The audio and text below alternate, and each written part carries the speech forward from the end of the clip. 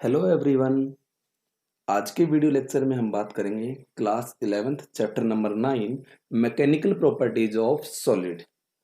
चलिए स्टार्ट करते हैं। आज ये वीडियो फर्स्ट लेक्चर है इस चैप्टर का। तो सबसे पहले हमने अभी तक जो पढ़ा है उसके अकॉर्डिंग हम बात करें तो सबसे पहले आप सभी जानते होंगे रिजिड बॉडी के बारे में कि रिजिड बॉडी है क्या। रिजिड बॉडी क्या है, अभी तक आप लोगों ने सभी जानते होंगे। रिजिड बॉडी के बारे में तो अच्छे से सभी जानते होंगे। रिजिड बॉडी क्या होता है? रिजिड बॉडी एक सॉलिड जिसके ऊपर अगर हम फोर्स लगाएं, कोई एक्सटर्नल फोर्स लगाएं और फोर्स लगाने से उसके अंदर कोई शेप चेंज ना हो, क्या ना हो? उसकी शेप, या फिर हम बोल सकते हैं उसका साइज चेंज ना हो।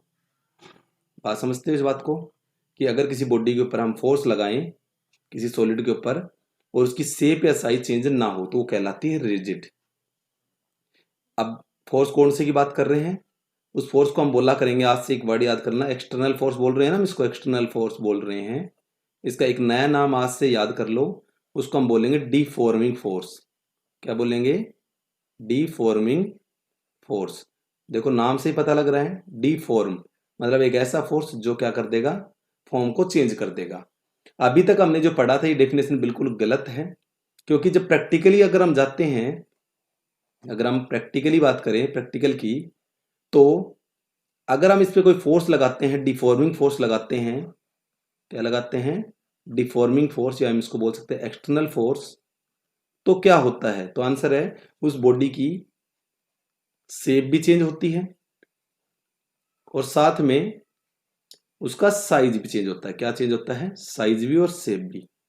ठीक है भाई, चेंज हो जाता है भाई। तो आज से ये बात आपको पता हो जानी चाहिए कि ऐसा कोई भी सॉलिड नहीं है जिसकी शेप और साइज चेंज ना हो। हाँ, हो सकता है कम हो, लेकिन होगा जरूर। दूसरी बात, अगर हम बात करें इसका एग्जाम्पल की बात करें, तो एग्जाम्पल आप दे सकते हो स्प्रिंग का। आप सभी जानते हो स्प्रिंग क्या होता है? सॉलिड होता है। सभी को पता है बात कि स्प्रिंग क्या होता है? सॉलिड होता है। और इसको हम फोर्स लगाकर एक्सटर्नल उसके साइज को क्या कर सकते हैं? हम चेंज कर सकते हैं। क्या कर सकते हैं? चेंज कर सकते हैं। यहां तक कि उसकी शेप को भी चेंज कर देते हैं। चेंज कर देते हैं भाई। ठीक है, जैसे कि हमने यहाँ पे एग्जाम्पल लें, ये स्प्रिंग लिया हमने, ये स्प्रिंग ले ली। अगर हम इस पे बाहरी फोर्स लगाए, एक्सटर्नल फोर्स लगाएं, जिसको हम डिफॉर्मिंग फोर्स बोलेंगे, तो उसकी शेप चेंज हो गई और उसका साइज भी चेंज हो गया। लेकिन जैसे ही एक प्रॉपर्टी और होती है इसमें, जैसे ही हम रिमूव करते हैं एक्सटर्नल फोर्स को, या हम कह सकते हैं डिफॉर्मिंग फोर्स को, तो क्या होता है? तो वो अपनी ओरिजिनल शेप पे आ जाती है। जैसे फोर्स लगाया, जैसे आपने फोर्स लगाया तो हम कहेंगे जी उसकी शेप इतनी हो गई। लेकिन जैसे ही आप उसको रिमूव करोगे तो वो अपनी वापस उसी शेप पे आ जाती है। ये आपकी ओरिजिनल शेप पे आ गई, ओरिजिनली। लेकिन ये वैलिड तब तक है एक इलास्टिक लिमिट तक। एक इलास्टिक, इस प्रॉपर्टी को क्या बोलते हैं कि रिमूव करने पे, डिफॉर्मिंग फोर्स को रिमूव कर दें तो वापस अपनी ओरिजिनल शेप पे आ गई ना, तो उसको बोलेंगे इलास्टिक। ठीक है भाई, इलास्टिक प्रॉपर्टी हो जाएगी। अब कई बार ऐसा होता है कि हम ज्यादा फोर्स लगाते हैं और वो नहीं आ पाती, तो उसको हम बोलते हैं प्लास्टिक। क्या बोलते हैं भाई? प्लास्टिक प्रॉपर्टी आ जाती है कि जब हम उस पर डिफॉर्मिंग फोर्स को रिमूव कर दे, वो अपनी ओरिजिनल शेप को वापस गेन ना कर पाए, तो उसको हम बोलेंगे प्लास्टिक प्रॉपर्टी भी। इतनी बात समझ में आ गई? अब ऐसा क्यों होता है कि क्यों एक जो सॉलिड होता है, अगर मैं यहाँ सॉलिड का एग्जांपल लूं, ये सॉलिड ले लेता हूं, यहां से अगर हम सॉलिड का एग्जांपल लें, तो आप कहोगे सॉलिड के ऊपर आपने नीचे की तरफ फोर्स लगाया, तो जो इसके मोलिक्यूल्स हैं ये अपोजिट डायरेक्शन में फोर्स लगाएंगे। ठीक है भाई, ताकि उसकी शेप चेंज ना हो। तो जैसे ही आप इस फोर्स को हटाते हो तो ये अपने आप को ओरिजिनल पोजीशन पे लेके चले जाते हैं। तो चलिए अब आगे बात करते हैं इलास्टिसिटी की। इसको करते हैं इरेज। जिन्होंने नोट डाउन नहीं करा है वो स्क्रीनशॉट ले लिया करो, और जिन्होंने चैनल को सब्सक्राइब नहीं करा है वो चैनल भी सब्सक्राइब कर लें। साइड में रेड कलर का बटन दिख रहा होगा, सब्सक्राइब बटन, साथ ही बेल आइकन को भी दबा लें ताकि आपके पास हर वीडियो पहुंचती रहे। चलिए अब वर्ड आया हमारे पास इलास्टिसिटी। क्या है ये इलास्टिसिटी? एक एक करके एक एक चीज को हम डिस्कस करेंगे। जहां डाउट आए आप कमेंट भी कर सकते हैं। ठीक है भाई, तो इलास्टिसिटी के लिए मैं पेन चेंज कर रहा हूं। इलास्टिसिटी क्या होती है? इलास्टिसिटी देखिए भाई, तो इसके लिए मैं दो डेफिनेशन दूंगा। पहली डेफिनेशन कहती है द टेंडेंसी, क्या बताया? The tendency to tendency to oppose in its shape, size of the body, size of the body. बात समझ में आई कि टेंडेंसी है अपोज करने की, इसकी शेप और साइज में अगर हम चेंज करते हैं, जैसे कि मैंने एग्जांपल दिया ये सिलेंडर का, इसको अगर मैं फोर्स लगाता हूं तो इसके अंदर ऑटोमेटिक ही अपोजिट डायरेक्शन में एक फोर्स क्रिएट हो जाता है। ये एक्सटर्नल है, ये इंटरनली एक फोर्स आ गया इसके अंदर, जिसकी वजह से वो क्या करता है, रोकने की कोशिश करता है। सॉलिड में ज्यादा होती है, ठीक है भाई। चलिए दूसरी डेफिनेशन की अगर हम बात करें तो उसके लिए मैं पेन चेंज करता हूं। ये देखिए दूसरी के लिए अगर हम बात करें तो यहां लिख देते हैं दूसरी डेफिनेशन। दूसरी वाली ज्यादा इंपॉर्टेंट है। क्या कहती है, the tendency of a body, tendency of a body, या इसको ब्रैकेट में लिखो तो मैं मॉलिक्यूल के बारे में बात कर लूं, क्योंकि किसकी बनी हुई बॉडी, मॉलिक्यूल की, मॉलिक्यूल ऑफ बॉडी, ठीक है भाई, किसकी बनी हुई है, मॉलिक्यूल की। तो इसलिए tendency of a body to regain its original configuration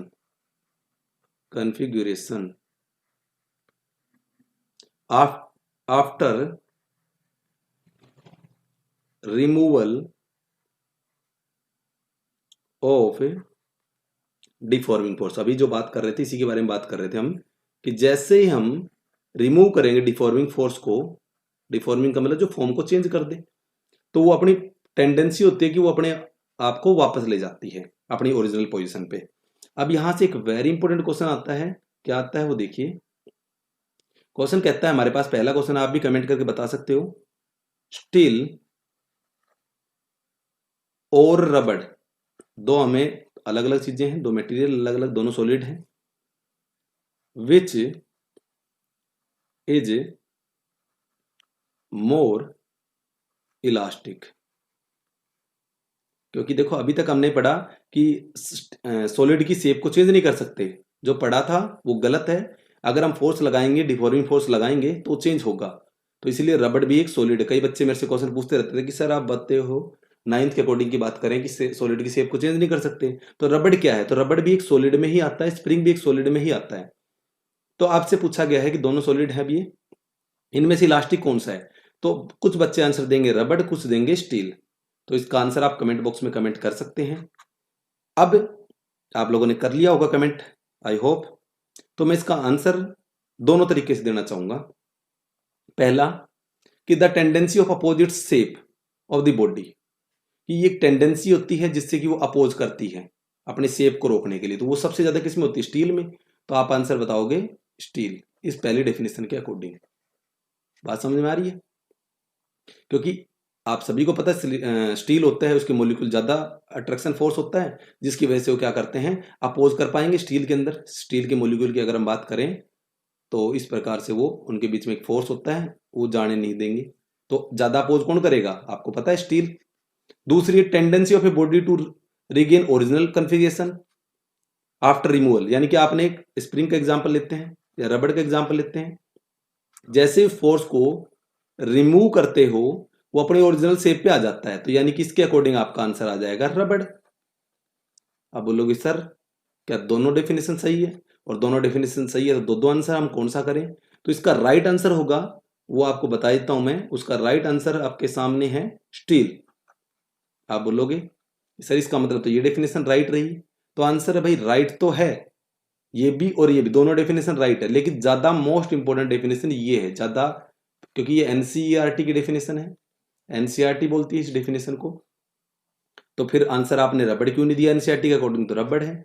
तो मैं कहूंगा एनसीईआरटी के अकॉर्डिंग भी इसका आंसर स्टील ही आएगा भाई। क्या आएगा, स्टील ही इसका आंसर आएगा। अब बोलोगे सर ऐसे कैसे हो गया, तो सुनिए भाई ध्यान से, इसमें एक लाइन जोड़नी पड़ेगी, मैं इसको इरेज करना चाहूंगा यहां से इसमें एक लाइन जोड़ देंगे। इस लाइन थोड़ी सी इसमें कमी है, वो क्या कमी है वो नोट कर देते हैं, क्या कमी है वो देखिए। डिफॉर्मिंग फोर्स के बाद में एक लाइन और जोड़ देनी है, अप टू ए लिमिट। क्या लिख दोगे, अप टू इट्स लिमिट। अगर हम बात करें स्केल की, ले लेते हैं स्केल का एग्जांपल लेते हैं स्केल का। तो स्केल आपने देखा होगा, स्केल होता है जो आप नापने के लिए यूज करते हो ना, लोहे वाला। तो अगर उस पर आप फोर्स लगाते हो तो बहुत जल्दी आ जाता है अपनी ओरिजिनल शेप पे।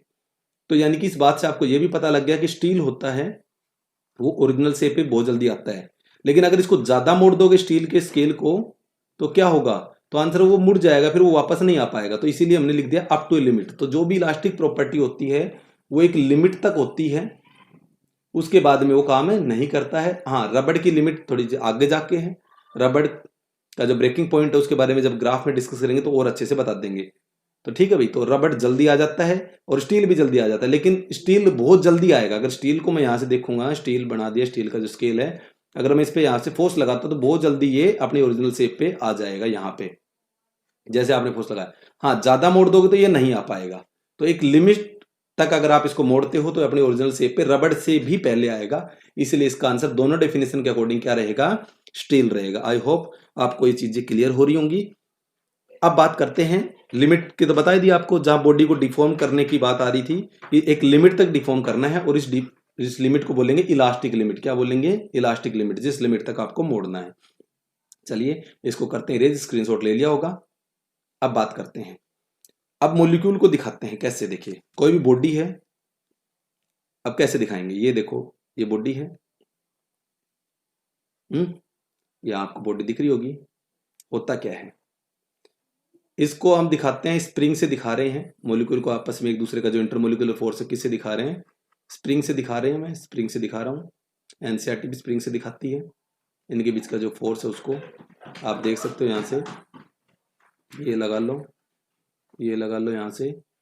अब होता क्या है कि जैसे यहाँ पे आप एक्सटर्नल फोर्स लगा के खींचते हो, जैसे ही आप इस पे एक्सटर्नल फोर्स लगाते हो जिसको हम बोलते हैं डिफॉर्मिंग फोर्स, क्या बोलते हैं, डिफॉर्मिंग फोर्स। तो होता क्या है कि ये वापस, ये वाली स्प्रिंग इसको अपनी तरफ खींचेगी, ये वाला अपनी तरफ खींचेगा, ये वाला अपनी तरफ खींचेगा। तो यानी कि जैसे आप डिफॉर्मिंग फोर्स को रिमूव करोगे तो ये वापस अपनी ओरिजिनल पोजीशन पे चला जाएगा, क्योंकि बहुत सारा इंटरमोलिकुलर फोर्स यहाँ पे लग रहा है। जैसे आपने स्प्रिंग में भी पढ़ा होगा, जैसे हमने स्प्रिंग में किया भी होगा, यहां से स्प्रिंग जोड़ दिया जाए और फिर क्या होगा, इसके ऊपर एक वेट लगा दिया जाए, mg फोर्स लगा दिया गया। तो जो Fs है वो डायरेक्टली प्रोपोर्शनल माइनस का kx के, मतलब अपोजिट डायरेक्शन में वापस मूव कर देगा जैसे इसको आप हटाओगे। क्लियर होगी बात।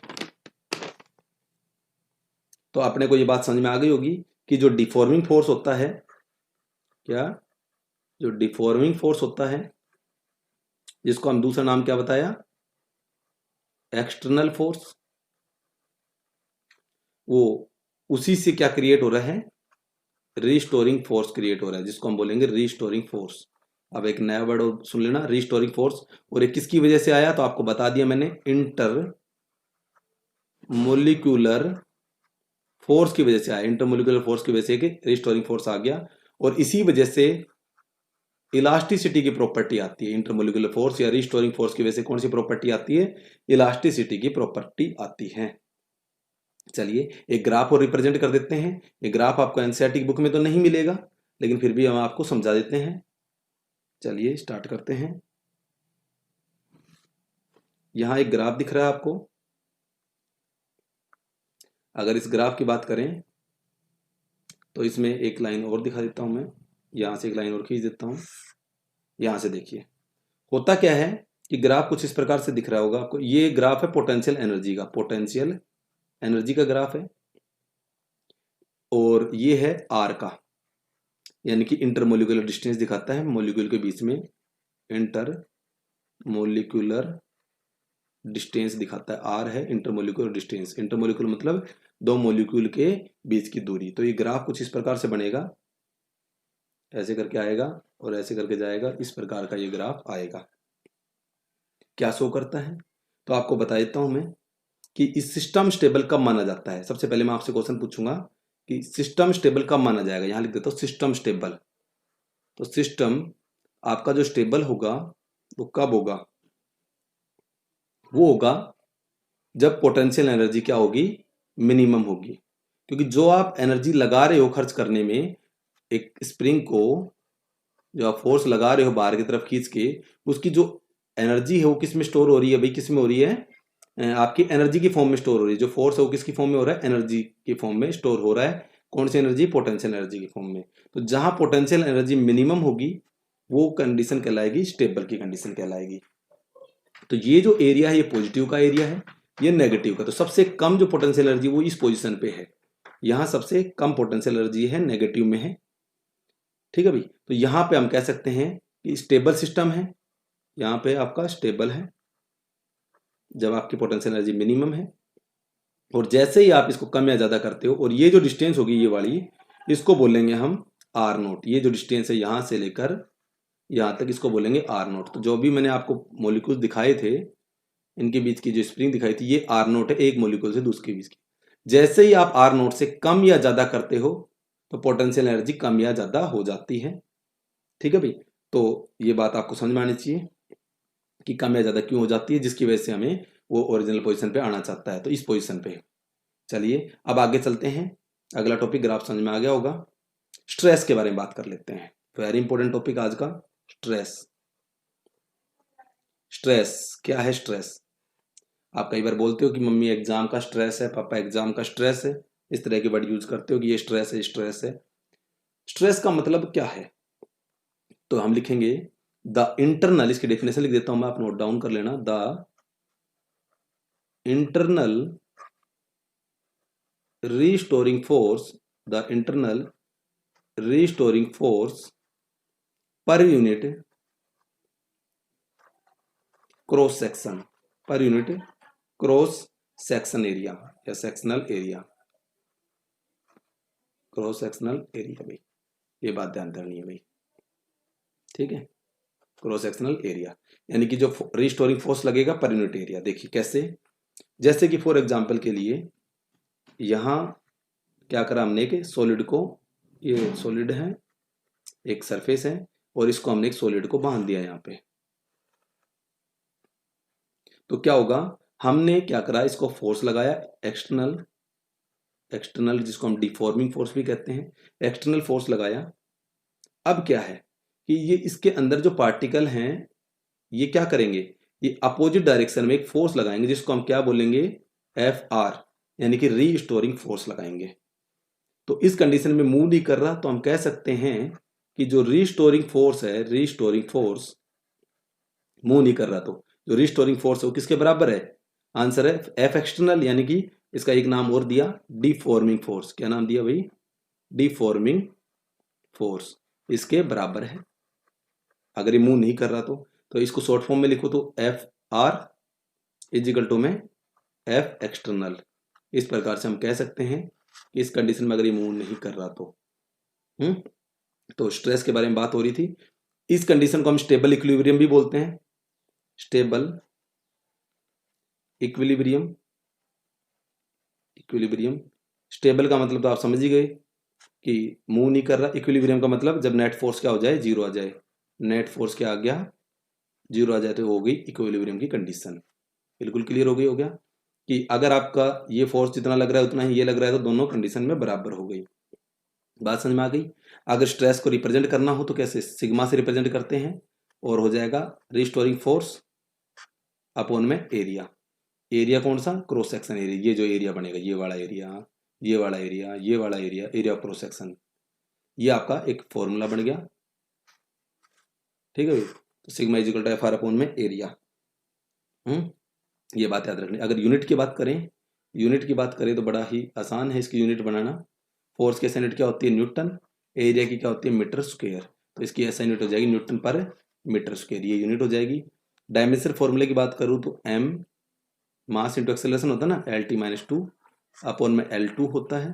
तो यानी कि आपका जो फॉर्मूला बनेगा M L minus one T minus two बनेगा।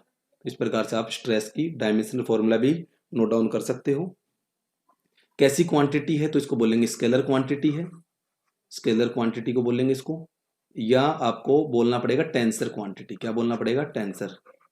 ठीक है भाई, स्केलर या टेंसर क्वांटिटी आप बोल सकते हो। तो अभी स्ट्रेस के लिए आपको याद कर लो कि स्केलर क्वांटिटी है। भाई स्ट्रेस कैसी क्वांटिटी है? स्केलर क्वांटिटी है। तो स्ट्रेस क्या होता है, किसी भी बॉडी पे देखो ये फोर्स लग रहा है, इस एरिया के ऊपर लग रहा है, तो यानी कि फोर्स अपॉन में एरिया। कौन सा फोर्स? रिस्टोरिंग फोर्स, ध्यान देना रिस्टोरिंग फोर्स। इस केस के लिए बराबर है, लेकिन जरूरी नहीं है, 99% में बराबर ही होता है। लेकिन जरूरी नहीं कि हमेशा ये बराबर हो। तो आपको ये याद होना चाहिए कि रिस्टोरिंग फोर्स लगे किसी एरिया पे तो वो बन गया आपका स्ट्रेस। अब बात करते हैं टाइप ऑफ स्ट्रेस की, कि स्ट्रेस के क्या क्या टाइप होते हैं। तो सबसे पहले हम बात करते हैं टाइप ऑफ स्ट्रेस की, लिख देते हैं यहाँ पे टाइप्स ऑफ स्ट्रेस। समझ में आ रहा है? एक बार कमेंट करके जरूर बताएं, जो जो बच्चे वीडियो देख रहे हैं वो कमेंट जरूर करें भी हैं। तो सबसे पहले हम बात करेंगे लॉन्गिट्यूडनल के बारे में, लॉन्गिट्यूडिनल स्ट्रेस। सबसे पहले इसके बारे में बात करेंगे कि लॉन्गिट्यूडनल स्ट्रेस क्या है। सुनिए अब ध्यान से। जैसे कि मैंने एक सिलेंडर लिया यहाँ पे, या एक सिलेंडर ले लिया और ये सिलेंडर हो गया हमारे पास इस प्रकार से। मैंने क्या करा, इस पे इस डायरेक्शन में एक्सटर्नल फोर्स लगाया और इस डायरेक्शन में भी एक एक्सटर्नल फोर्स लगाया, एक्सटर्नल, यहां से एक्सटर्नल, जिसको हम डिफॉर्मिंग फोर्स बोलते हैं। तो क्या होगा, जो इसके जो मॉलिक्यूल हैं, इसकी जो लेयर है, इसका जो एरिया ऑफ क्रॉस सेक्शन है, वो आपको बताया रिस्टोरिंग फोर्स क्रिएट करेगा अंदर की साइड में, यानी कि एफ आर क्रिएट करेगा, जिसको हम रिस्टोरिंग फोर्स बोलते हैं। करेगा नहीं करेगा, इसको हम क्या बोलते हैं, एफ आर बोलते हैं। किस में चेंज आया, लेंथ में चेंज आएगा। इससे क्या आएगा, जब इधर खींचोगे तो लेंथ में चेंज आएगा। तो इसको हम एक नाम और देते हैं, क्या नाम है, टेंजाइल स्ट्रेंथ। क्या नाम देते हैं इसका, टेंजाइल स्ट्रेस। यानी कि जब हम फोर्स लगाएं और उसकी लेंथ में चेंज आए तो टेंजाइल स्ट्रेस। कैसे, लेंथ में बाहर की तरफ। दूसरे बात करें, इसका फर्स्ट टाइप हो गया। सेकंड टाइप की बात करें तो एक सिलेंडर और ले लेते हैं ऐसे ही, ठीक है, और ये हमने सिलेंडर लिया। इस बार हम क्या कर रहे हैं, एक्सटर्नल जो फोर्स लगा रहे हैं अंदर की तरफ लगा रहे हैं, एक्सटर्नल। और इसके जो मॉलिक्यूल होंगे अंदर वाले, वो क्या करेंगे, इस डायरेक्शन में फोर्स लगाएंगे, एफ आर। ये एफ आर रिस्टोरिंग फोर्स, ये भी एफ आर। तो इस तरह का जो फोर्स आएगा वो कहलाएगा, स्ट्रेस आएगा वो क्या कहलाएगा, कंप्रेसिव स्ट्रेस। दोनों के फॉर्मूले की बात करो तो वही है, फोर्स अपॉन में एरिया, कोई दिक्कत नहीं आएगी। लेकिन ये अलग टाइप होगी, क्या नाम दिया, लॉन्गिट्यूडनल स्ट्रेस। लेंथ के लिए जिक्र हो रहा है ना, इसलिए इनका नाम दिया गया लॉन्गिट्यूडनल। अगर टाइप की बात करें तो दो टाइप इसमें, टेंजाइल यानी कि लेंथ जब बढ़ेगी, इंक्रीज होगी, और जब लेंथ डिक्रीज होगी तो हो जाएगा कंप्रेसिव स्ट्रेस। यानी कि जैसे कि स्प्रिंग है, ठीक है, अगर इसमें बाहर की तरफ फोर्स लगाता हूं तो इसकी लेंथ इंक्रीज हो गई, मान लो इसकी लेंथ ऐसे हो गई, इतनी हो गई, ठीक है, तो ये हो गया टेंजाइल स्ट्रेस का एग्जांपल। इसी स्प्रिंग को अगर मैं इधर अंदर की तरफ फोर्स दबाता हूं तो ये इतनी हो गई, ठीक है, तो ये जो कहलाएगा कंप्रेसिव स्ट्रेस के लिए। क्लियर हो गई, फॉर्मूला वही, फोर्स, कौन सा फोर्स, तो रिस्टोरिंग फोर्स अपॉन में एरिया, दोनों के लिए सेम चीज है, ठीक है भाई। चलिए आगे बात करते हैं नंबर 2 पे। नंबर 2 पे बात करें तो शियरिंग स्ट्रेस। दूसरे नंबर पे क्या बात कर रहे हैं हम, शियर स्ट्रेस के बारे में, शियरिंग स्ट्रेस, या इसका एक नाम और है टेंजेंशियल स्ट्रेस। कोई दिक्कत, इसी के दोनों नाम है। आप कहोगे सर इसको भी समझा दो, तो बिल्कुल समझाएंगे, समझाने के लिए बैठे हैं यहाँ पे। तो एक सिलेंडर बना देते हैं, ये एक सिलेंडर लिया और ये हमने इसका एरिया ऑफ क्रॉस सेक्शन बना दिया, ठीक है भाई। हमने क्या करा, टेंजेंशियल, नाम से पता लग रहा है ना, टेंजेंशियली फोर्स लगाना है। तो यहां हमने एक एक्सटर्नल फोर्स लगाया। इससे क्या होगा, इससे हुआ ऐसा कि इसकी जो शेप है, इससे हुआ या क्या हुआ कि इससे जो शेप है इसकी थोड़ी सी बिगड़ गई। ये आप समझ सकते हो, एनसीईआरटी में देखो तो बुक का एग्जांपल भी आप देख सकते हो। इस प्रकार से यहां से ये हो गया, मतलब बेस तो वहीं की वहीं रहा, समझ रहे हो, बेस तो वहीं की वहीं रहा, लेकिन ऊपर से इसकी शेप बदल गई। बुक का एग्जांपल समझ सकते हो, जैसे कि बुक यहाँ पे बना दूं मैं, यहाँ पे 3D में बुक बन गई, मान लो ये पहले सीधी थी, जैसे इस पे फोर्स लगाया ये थोड़ी सी तिरछी हो गई, इसके पेज आगे निकल जाएंगे, आपको पता है इस चीज का।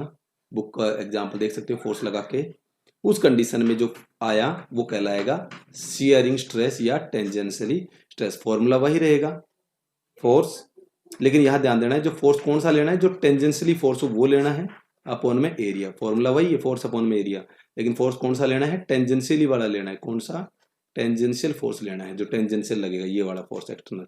ठीक है, क्लियर होगी बात। चलिए बहुत अच्छा। थर्ड नंबर पे अगर हम बात करें तो थर्ड नंबर पे क्या है, वॉल्यूम स्ट्रेस। क्या है, वॉल्यूम स्ट्रेस। क्या बताया, वॉल्यूम स्ट्रेस। ये ध्यान से समझना क्योंकि आगे बहुत काम आने वाला है ये सारी चीजें। वॉल्यूम की स्ट्रेस, जैसे कि मान लो एक लिक्विड है, या एक लिक्विड है पानी में। आप सभी को पता है जैसे जैसे हम नीचे जाते हैं तो क्या होता है, तो आंसर है कि पानी हम पे फोर्स लगाता है, यानी कि कंप्रेस होने लग जाते हैं। क्या हो जाते हैं, कंप्रेस होने लग जाते हैं। तो यहाँ क्या करा हमने कि पानी में एक ऑब्जेक्ट को रखा, किसी भी शेप का हो सकता है ये, या रखा, तो क्या होगा, इधर से एक फोर्स लगेगा, वाटर फोर्स लगाएगा, फ्लूइड है, ये भी फोर्स लगाएगा, इधर से भी फोर्स लगेगा, एक्सटर्नली फोर्स लगा, जिसकी वजह से क्या हुआ, तो आंसर है जिसकी वजह से उसकी शेप में चेंज आएगा ना। समझ सकते हो। तो जब फोर्स लगेगा तो हो सकता है ये ऐसे ऐसे करके छोटा हो जाए, कंप्रेसिव है ना, तो हमेशा ये क्या है, कंप्रेसिव रहेगा ये वॉल्यूम स्ट्रेस। तो यानी कि लिक्विड यहाँ पे क्या कर रहा है, हम लिख सकते हैं यहाँ पे लिक्विड क्या लगा रहा है, यहाँ पे एग्जर्ट कर रहा है फोर्स, जो एक्सटर्नल फोर्स की जरूरत पड़ रही है वो कौन लगा रहा है, यहाँ पे लिक्विड लगा रहा है। कौन लगा रहा है, लिक्विड। और ये हमेशा क्या करेगा, डायमेंशन को, जो हमेशा क्या करेगा, ये डायमेंशन को रिड्यूस करेगा। क्या करेगा, हमेशा रिड्यूस करेगा। हमेशा वॉल्यूम स्ट्रेस क्या करता है, डायमेंशन को रिड्यूस करेगा। फॉर्मूला वही रहेगा, फोर्स बाई एरिया, यानी कि स्ट्रेस कोई से भी टाइप का हो, चाहे वॉल्यूम का स्ट्रेस हो, चाहे शियर स्ट्रेस या कह सकते हैं टेंजेंशियल स्ट्रेस हो, और चाहे लॉन्गिट्यूडनल स्ट्रेस हो। ठीक है भाई, तो आई होप आपको ये चीज समझ में आ गया होगा। अगर मैं मान लूँ यहाँ पे, तो अगर मान लो यहाँ से क्रिएट हो रहा है सिग्मा इजिकल टू क्या हो जाएगा, एफ बाई ए, और एफ बाई ए क्या होता है, फोर्स भी होता है, प्रेशर इजिकल टू क्या होता है भाई, फोर्स अपॉन में एरिया। तो यानी कि जो सिग्मा है यहाँ पे वो किसके बराबर हो जाएगा भाई, प्रेशर के बराबर भी हो सकता है। समझ में आ गई। या फिर हम एक पानी की बोल ले लो, खाली बोल ले लो, सॉरी खाली बोल ले लो, उसके अंदर एयर है तो उसके अंदर प्रेशर होगा क्या, मान लो P1 है, और बाहर से जो प्रेशर लगा वो P2 लगा, क्योंकि प्रेशर इज इक्वल टू क्या होता है, फोर्स अपॉन में एरिया ना। तो फोर्स क्या हो रहा है, प्रेशर इंटू एरिया, तो किसी एरिया पे लग रहा है प्रेशर ना फोर्स, तो ये हो गया P2, बाहर का हो गया P2। तो ऐसी कंडीशन में जो सिग्मा है वो डेल्टा P के बराबर में भी लिख सकते हैं, यानी कि चेंज इन प्रेशर। समझ में आ गया। चलिए अब ये तीनों हो गए स्ट्रेस। अब बात करते हैं स्ट्रेन के बारे में। किसके बारे में बात करते हैं, स्ट्रेन के बारे में। तो यहाँ हेडिंग डालूंगा मैं स्ट्रेन। स्ट्रेन क्या है, स्ट्रेन, तो स्ट्रेन सिंपल सी बात है, चेंज इन डायमेंशन अपॉन में ओरिजिनल डायमेंशन। सिंपल लिख रहा हूं मैं, चेंज इन डायमेंशंस, ठीक है भाई, चेंज इन डायमेंशन अपॉन में ओरिजिनल डायमेंशन। सिंपल फॉर्मूला याद कर लो आप, ओरिजिनल डायमेंशन। बस इसी के इर्द गिर्द घूमेगी सारी कहानी। ये है स्ट्रेन। अगर इसको रिप्रेजेंट करने की बात करें तो ई से भी रिप्रेजेंट कर देते हैं इसको, या फिर आपको कई बुकों में तो इसके बारे में दे ही नहीं रखा होगा किससे रिप्रेजेंट करेंगे, लेकिन फिर भी आप नोट डाउन कर सकते हो चाहो तो, या स्ट्रेन भी लिख सकते हो इसको, खाली स्ट्रेन भी लिख सकते हो। ठीक है, ज्यादातर बुक में नहीं दे रखा, इसका मतलब क्या है, तो चेंज इन डायमेंशन अपॉन में ओरिजिनल डायमेंशन, ये फॉर्मूला आपको याद रहेगा। अगर यूनिट की बात करें तो कोई यूनिट होती नहीं है, यूनिटलेस क्वांटिटी है, डायमेंशन फॉर्मूला भी नहीं होगा। और स्ट्रेन एक्चुअली में है क्या, अगर मैं इसको समझने की कोशिश करूं तो इफेक्ट है, ये क्या है, इफेक्ट है किसकी वजह से, तो आंसर है ड्यू टू डिफॉर्मिंग फोर्स। जो आपने डिफॉर्मिंग फोर्स बार बार पढ़ रहे हो, एक्सटर्नल फोर्स जिससे शेप चेंज हो जाती है, उसका इफेक्ट है, effect due to deforming force, ये कह सकते हैं। अगर यहां से मैं बात करूं टाइप की, कि टाइप ऑफ स्ट्रेन्स क्या होते हैं, तो सबसे पहले हम बात करें टाइप ऑफ स्ट्रेन। तो जिस प्रकार से उसके तीन टाइप थे स्ट्रेस के, इसी प्रकार से इसके भी तीन टाइप हैं। सबसे पहले उसी की तरह जैसे लॉन्गिट्यूडनल स्ट्रेस होता था, इसी तरह से लॉन्गिट्यूडनल स्ट्रेन होगा भाई। क्या होगा, लॉन्गिट्यूडनल स्ट्रेन होगा। चलिए समझते हैं, इरेज कर देते हैं। तो हेडिंग रहेगी हमारी, क्या रहेगी, लॉन्गिट्यूडनल स्ट्रेस। सबसे पहले टाइप में बात करते हैं, लॉन्गिट्यूडनल स्ट्रेन। ठीक है भाई, बहुत अच्छा। तो देखिए क्या है इसका मतलब, समझिए ध्यान से, कि जैसे आपने एक सिलेंडर बनाया, एक वायर लिया, मान लो सिलेंड्रिकल शेप का है वायर, इसकी लेंथ L है, क्या है, इसकी लेंथ L है। अब क्या करा आपने, इस पे एक एक्सटर्नल फोर्स लगाया बाहर की तरफ, डिफॉर्मिंग फोर्स जिसको हम कह सकते हैं। उसकी वजह से क्या हुआ, तो उसकी वजह से ये हुआ कि उसकी लेंथ थोड़ी सी बढ़ गई। क्या हो गया, थोड़ी सी उसकी लेंथ बढ़ गई। कितनी बढ़ी, तो यहां तक था L, तो ये जो लेंथ यहां से लेकर यहां तक की एक लेंथ बढ़ी, जिसको नाम दिया DL। क्या नाम दिया, DL। बात समझ में आ रही है, क्या नाम दिया, DL। तो हमने कहा था स्ट्रेन का formula change in length, change कितना आया लेंथ में, तो DL का चेंज आया अपॉन में ओरिजिनल लेंथ। यही आपका कहलाएगा लॉन्गिट्यूडनल स्ट्रेन। बात तो समझ में आ गई होगी कि जब आपने इस पे फोर्स लगाया डिफॉर्मिंग फोर्स, तो उसकी लेंथ में जो चेंज आया है अपॉन में उसकी ओरिजिनल लेंथ, ओरिजिनल लेंथ क्या थी, L। Change in length upon में ओरिजिनल लेंथ, ये बन जाएगा आपका longitudinal strain. I hope clear हो गया होगा। दूसरे टाइप की बात करें, दूसरे टाइप की बात करें यहाँ पे, तो दूसरा टाइप पे आता है shear strain. Shear, shear strain, ठीक है भाई। शियर स्ट्रेन का फिगर हमने पहले भी बनाया था, याद होगा आप लोगों को, कि एक सिलेंडर लिया और यहाँ पे सिलेंडर पे क्या लगाया हमने, एक टेंजेंशियली फोर्स लगाया था, स्ट्रेस वाले में पढ़ा था, एक्सटर्नल डिफॉर्मिंग फोर्स, जिसकी वजह से क्या हुआ था, जिसकी वजह से ये हुआ था कि इसकी जो शेप थी वो थोड़ी सी क्या हो गई थी भाई, चेंज हो गई, थोड़ी सी इसकी शेप क्या हो गई थी, चेंज हो गई थी, है ना, हो गई थी ना। या इसको मैं थोड़ा सा और ऊपर बनाना चाहूंगा डायग्राम को। ये देखिए, यहाँ एक सिलेंडर लिया हमने, एक मिनट रुकिए,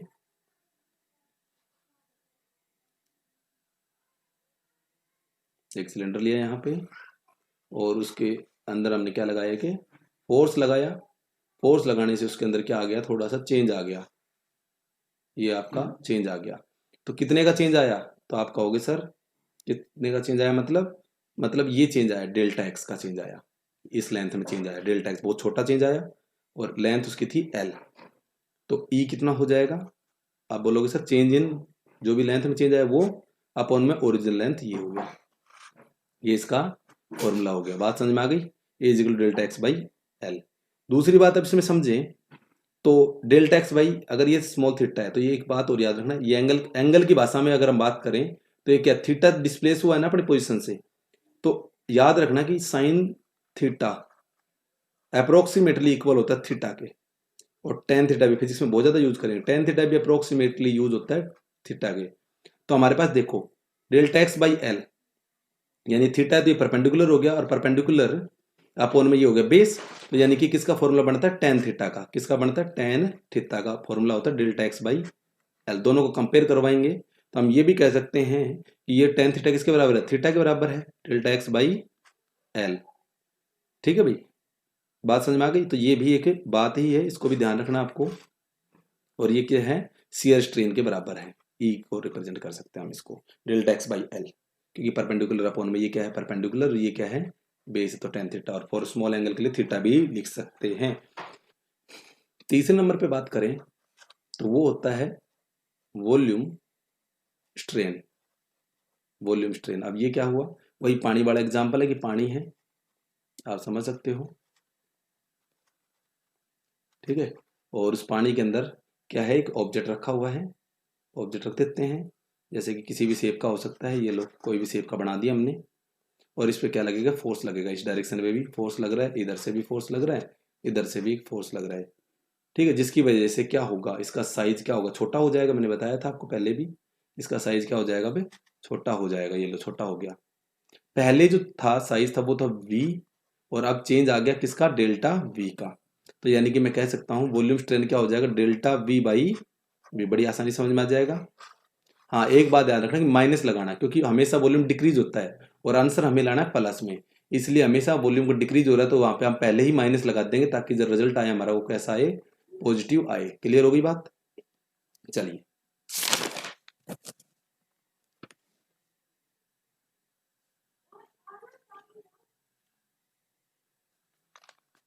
चलिए मैं लिख देता हूं क्या क्या पता लगा अपने को। एक पता लगा कि स्ट्रेस का फॉर्मूला, स्ट्रेस क्या होता है, तो रिस्टोरिंग फोर्स अपॉन में एरिया, एक चीज तो ये पता लग गई, बात समझ रहे हो, एक चीज तो ये पता लग गई अपने को। एक क्या पता लगा, स्ट्रेन के बारे में पता लगा, किसके बारे में, स्ट्रेन के बारे में पता लगा। जो कि लेंथ लॉन्गिट्यूडिनल स्ट्रेन में डेल्टा एल बाई एल और शियर स्ट्रेन में डेल्टा एक्स बाई एल, इसी प्रकार से वॉल्यूमेट्रिक स्ट्रेन में डेल्टा बी बाई वी। तो ये स्ट्रेन के 3 फॉर्मूले हो जाते हैं जो कि अलग अलग लेवल पे अलग अलग होते हैं। ये बात आपको दिमाग में रखनी है। बात समझ रहे हैं? स्ट्रेस का एक ही फॉर्मूला है, फोर्स अपॉन में एरिया। दोनों फॉर्मूले आप अच्छे से याद कर लेना। अब इन दोनों फॉर्मूले से हमें क्या पता लगता है कि अगर हम स्ट्रेस को इंक्रीज कर देते हैं, स्ट्रेस को इंक्रीज करते हैं तो स्ट्रेन भी ऑटोमेटिक क्या हो जाता है, इंक्रीज हो जाता है। क्या हो जाता है, इंक्रीज हो जाता है। तो ये बात समझ में आनी चाहिए आपको कि स्ट्रेस को बढ़ाने से क्या हो जाता है, स्ट्रेन भी इंक्रीज हो जाता है। तो ये बनता है हुक्स लॉ। क्या बनता है, Hooke's law. Stress is directly proportional to strain. अगर इसको प्रोपोर्शनलिटी को हटाऊं, और ये कब तक होगा, इसको हम बोलेंगे लिमिट, आप ब्रैकेट में लिख देना लिमिट ऑफ प्रोपोर्शनलिटी। प्रोपोर्शनलिटी, ठीक है भाई, लिमिट ऑफ प्रोपोर्शनलिटी तक। तो यहां से हम बात करें तो stress is equal to, proportionality को हटाएंगे तो ई आ जाएगा, और स्ट्रेन और स्ट्रेस बाय स्ट्रेन,